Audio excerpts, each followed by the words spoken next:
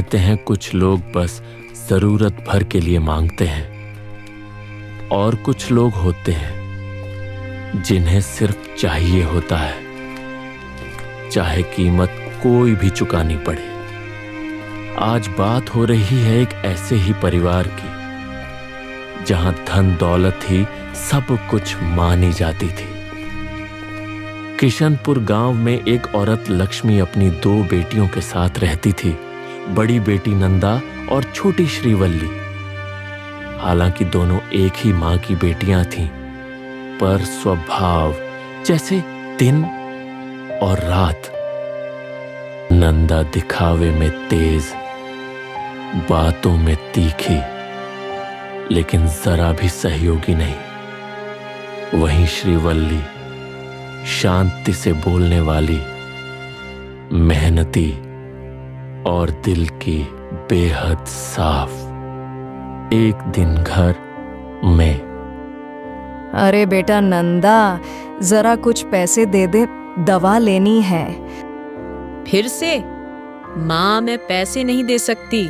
हमेशा की तरह फिर वही बात, पैसे दे दो, जैसे मैं कोई बैंक हूँ। तू तो जानती है मेरे पास खुद कुछ नहीं होता। श्रीवल्ली से तो अक्सर लेती हूँ, पर क्या तू थोड़ा नहीं दे सकती? तो फिर उसी से मांग लो, बड़ी आई सेवा करने वाली। तभी दरवाजा खुलता है। श्रीवल्ली खेत से लौटती है। श्रीवल्ली थके थकी सी मुस्कान के साथ, माँ, आ गई मैं। आज खेत में भी बहुत कम काम मिला और सेठ के घर में भी आधा दिन ही बुलाया था। बहुत थक गई हूँ माँ। बेटा क्या करें, मजबूरी का नाम महात्मा गांधी। ये दिन तो देखना ही पड़ेगा। हाँ माँ, सब्र करना ही पड़ेगा। बेटा, तू ही तो मेरी सच्ची संतान है। अब देख, दवा भी खत्म हो गई है और मेरे पास फूटी कौड़ी नहीं। नंदा से भी मांगा, पर उसने तो मना कर दिया। श्रीवल्ली पल भर भी सोचे बिना, माँ, ऐसा मत कहो, मैं हूं ना। मेरी आज की पूरी कमाई ले लो, तुम्हारी सेहत से बढ़कर कुछ नहीं। सच बेटा, भगवान तुझे खुश रखे। श्रीवल्ली पैसे देती है और चुपचाप कमरे से बाहर चली जाती है। लक्ष्मी पैसे अपने पल्लू में बांध लेती है। नंदा जो पास बैठी होती है, धीरे से कान में बोलती है, माँ, तूने तो कहा था दवा चाहिए और अब पैसे रख रही है। दवा वावा कुछ नहीं चाहिए था ना? अरे वो तो बस बहाना था बेटा, जरूरत तो पैसों की थी और तू तो जानती है मामा जी का उधार भी चुकाना है।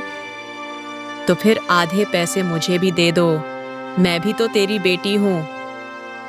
थोड़े बहुत ले लें, लेकिन चुप रहना। वह कुछ नोट उसे थमा देती है।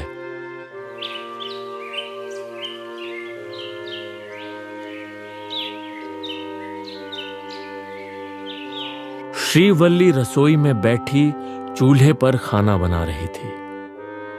अरे श्रीवल्ली बेटा, खाना बना रही हो? हाँ माँ, रोटियां बस सेंक रही हूँ, सब्जी तैयार है। तू तो थक जाती होगी ना। नंदा की तबीयत हर बार साथ नहीं देती, तुझ पर ही तो सारा बोझ है। आप चिंता मत करो माँ, काम छोटा बड़ा नहीं होता, मैं कर लूंगी सब। नंदा पास ही बैठी है, ताना मारते हुए बोलती है, हाँ हाँ, तू तो देवी है, सबका बोझ उठाने वाली। पता नहीं तेरे हाथ रोटी सेंकते हैं या कुर्बानी। दीदी, मैं तो बस घर का काम कर रही हूँ, इसमें कोई एहसान नहीं। माँ, दीदी, खाना लग गया है, आइए ना। अरे वाह! खाना खाकर लक्ष्मी बाजार की ओर निकल जाती है। वो थोड़ी दूर ही चली थी कि तभी रास्ते में उसकी सहेलियां मिल जाती हैं। लक्ष्मी, कहाँ चल दी आज अकेले? कुछ नहीं बहन, जरा बाजार जा रही हूँ। कहीं फिर से श्रीवल्ली की मेहनत की कमाई उड़ाने तो नहीं जा रही? लक्ष्मी, सच बताएं, तेरा बर्ताव देखकर तो लगता नहीं कि वो तेरी बेटी है। उसे बस इस्तेमाल करती है तू। क्या कभी उसके हिस्से का भी सोचा? इतनी सीधी लड़की है और तू बस उससे काम करवाती है। अब तो उसकी शादी करवा दे या सारी कमाई उससे ही कराती रहेगी। बस करो, तुम लोगों को मेरे घर की जिंदगी का क्या पता। वो थोड़ी ही दूर चली थी, पर जाते जाते उसके मन में एक बीज बोया जा चुका था। जैसे ही वो आगे बढ़ी, उसे सामने अपना भाई दिखाई दिया। अरे लक्ष्मी, तुम इतनी टेंशन में क्यों हो? भाई, मैंने सोचा है अब लड़कियों की शादी करवा देनी चाहिए। अरे बढ़िया बात है, देर नहीं करनी चाहिए। मैं चाहती हूँ कि रमन और श्रीवल्ली की शादी करवा दूं। लड़की मेहनती है, सादगी पसंद है, तेरे घर को सजा देगी। तूने बिल्कुल सही सोचा। श्रीवल्ली जैसी बहू तो भाग्य से मिलती है। मैं बड़े भैया से बात कर लूंगा, तू फिक्र मत कर। वह श्रीवल्ली की शादी रमन से करवा देंगे। ठीक है भाई, फिर मैं चलती हूँ।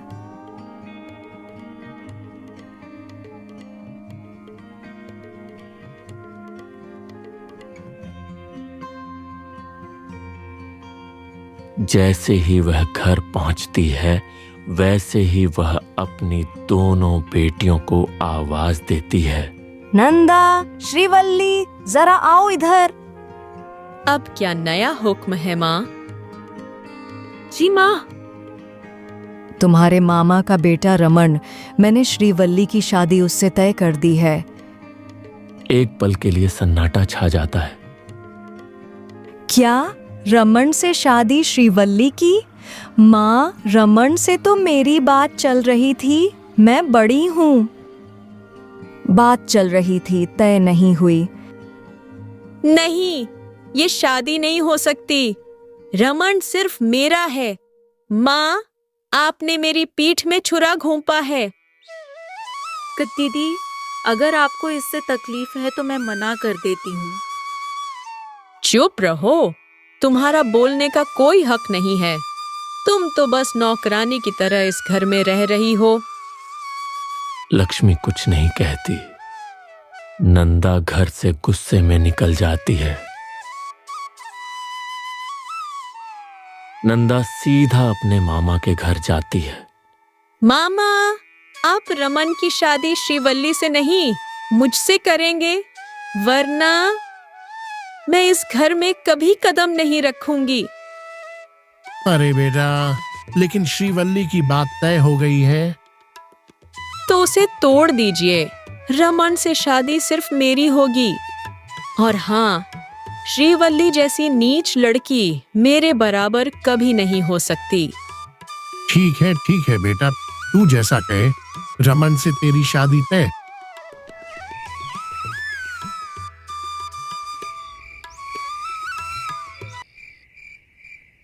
नंदा घर लौट रही होती है। अंधेरे रास्ते में वह बार बार पीछे मुड़कर देखती है। आंखों में आंसू हैं। मैंने तो बस वो चाहा जो मेरा हक था, पर हर बार ये श्रीवल्ली ही क्यों जीत जाती है? क्या मेरे हिस्से में सिर्फ जलन ही लिखी है? कुछ महीनों बाद वक्त बदला और साथ ही बदली दोनों बहनों की दुनिया। एक बहन अमीरी में और दूसरी मजबूरी में।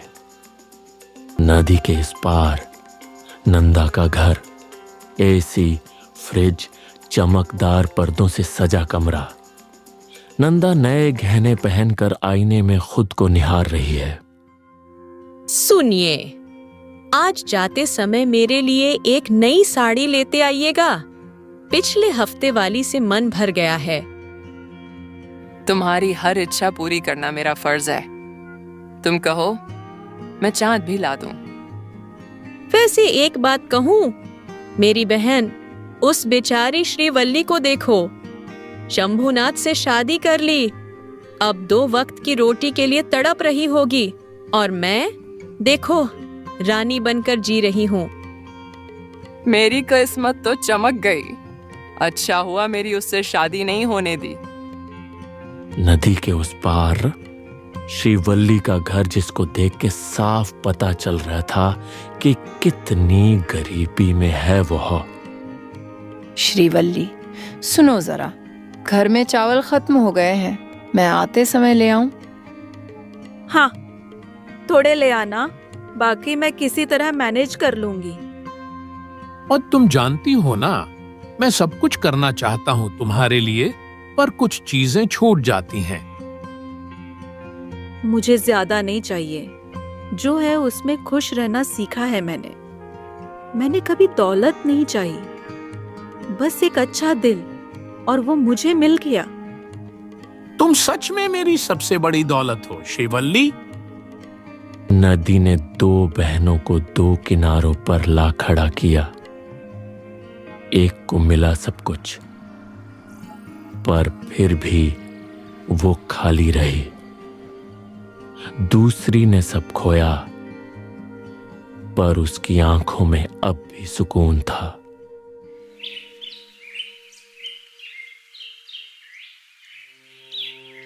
शाम का वक्त था। लक्ष्मी अपनी बड़ी बेटी नंदा के घर पहुंची। ओ माँ, आप आ गई। आइए आइए, बैठिए। हाँ बेटा, तुम्हारे पास आने का बार बार दिल करता है, पर क्या करूं, काम में उलझी रहती हूँ। अरे इसमें क्या है, आ जाया कीजिए, यहाँ तो हम दोनों ही रहते हैं। नहीं नहीं बेटा, बेटी के घर ज्यादा रुकना ठीक नहीं। वैसे आज मैं तुम्हें बुलाने आई हूँ, कल मेरे घर दावत है, तुम रमन के साथ जरूर आना। वाह, अच्छा है। क्या श्रीवल्ली भी आएगी? हाँ, बुलाना तो पड़ेगा, आखिर नाम की बेटी है। हाँ, पर वो तो नजदीकी की भी नहीं। देखो माँ, मैं तो अब अपनी ऐश में रहती हूँ, उसका हालचाल मुझे खास नहीं मालूम। कोई बात नहीं बेटा, वैसे मुझे वहां जाने में घुटन होती है, पर बेटी है तो निभाना पड़ता है। चलो मैं चलती हूँ, और उसे भी बुलाना है। लक्ष्मी के जाते ही नंदा मन ही मन सोची, माँ कितनी स्वार्थी है, जिसने उनका घर चलाया उसी को छोड़ दिया। खैर, मुझे क्या, मैं तो अपनी अमीरी का मजा लूंगी। लक्ष्मी श्रीवल्ली के छोटे से घर पहुंची। अरे माँ, आप आइए आइए, बैठिए, मैं आपके लिए नाश्ता पानी लाती हूँ। इतने दिनों बाद आई हूँ, बस दावत देने। कल घर में दावत है, अपने पति को लेकर आना। ठीक है माँ, आ जाऊंगी। क्या नंदा भी आ रही है? हाँ, क्यों नहीं आएगी, वो तो मेरी प्यारी बेटी है, उसका आना जरूरी है। सच कहूँ, मैं तो बस इसीलिए तुम्हें बुला रही हूँ कि लोग बातें न करें, वरना तुम्हारी कोई जगह नहीं है। तुम्हारे जैसे तो नंदा के घर में नौकरानी भी बहुत है। श्रीवल्ली का दिल चीर गया, लेकिन उसने कुछ नहीं कहा। ठीक है माँ, मैं बरामदे में ही बैठ जाऊंगी, घर के अंदर नहीं आऊंगी। अच्छा है, मैं भी नहीं चाहती कि मेरी बेइज्जती हो। पर नाश्ता तो करती जाइए। नहीं, मैं इतना सस्ता खाना नहीं खाती, तू रख ले, तेरा ही काम आएगा। इतना कहकर लक्ष्मी तिरस्कार भरी नजरों से देखती हुई निकल गई, और इधर श्रीवल्ली का दिल पूरी तरह टूट चुका था, मगर उसकी आंखों में आंसू के साथ भी अपनी मां के लिए दुआ आई थी। लक्ष्मी के जाने के थोड़ी देर बाद दरवाजे पर जल्दी जल्दी दस्तक होती है।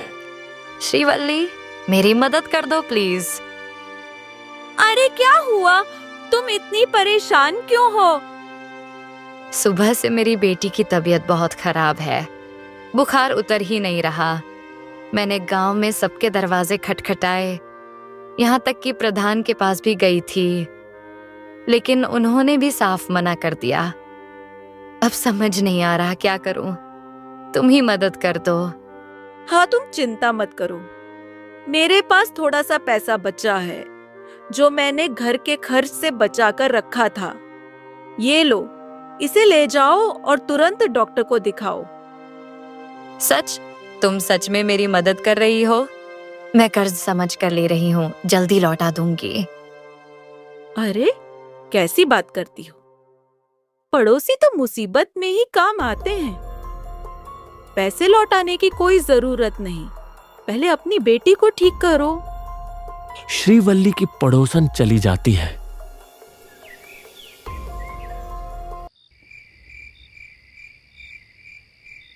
घर में अंधेरा है।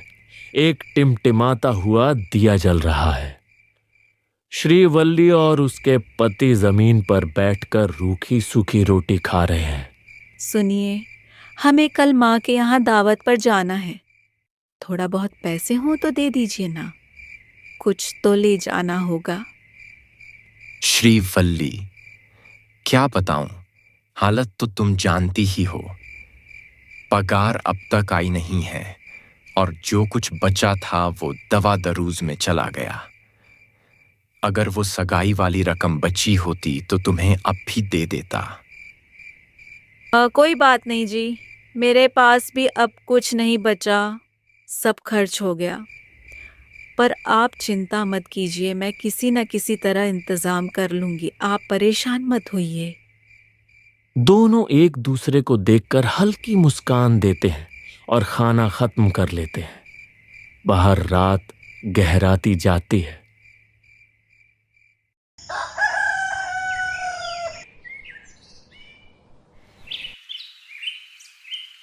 अगली सुबह नदी के पार से मां के घर की ओर जाती दोनों बहनें नंदा और श्रीवल्ली अपने अपने पतियों के साथ मां लक्ष्मी के घर पहुंचती हैं। दोनों देखती है, लक्ष्मी चारपाई पर पड़ी है, बुखार से तप रही है। क्या माँ, आपने दावत का बुलावा दिया और यहाँ तो खुद ही बीमार पड़ी है। हम इतनी दूर से आए हैं और ये हाल देखने को मिला। अरे माँ, आप तो बहुत बीमार लग रही हैं। कब से ऐसा है? कुछ खाया पिया? बेटा, कल रात से हालत बहुत खराब है। बुखार ने जकड़ लिया है, कुछ पढ़ना नहीं पाई। माफ करना बेटियां। कम से कम एक फोन कर देती माँ। हमारा और रमन का टाइम बर्बाद कर दिया। अब चलो रमन, यहाँ तो दम घुटता है। नंदा और रमन बेमन से उठते हैं और बिना पीछे देखे निकल जाते हैं। लक्ष्मी हैरानी से दरवाजे की ओर देखती रह जाती है। उसी वक्त श्रीवल्ली मां की देखभाल करती है। मैं दवा लेकर आता हूं, तुम माँ जी का ध्यान रखना। ठीक है जी, मैं खाना भी बना लेती हूँ। दवा खाली पेट कैसे लेंगी? बेटा, घर में थोड़ा बहुत राशन है, पर तू इतनी तकलीफ क्यों कर रही है?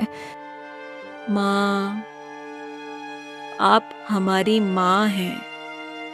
अब आप चिंता मत कीजिए, जल्दी ठीक हो जाइए। श्रीवल्ली रसोई में लग जाती है। कुछ दिन बाद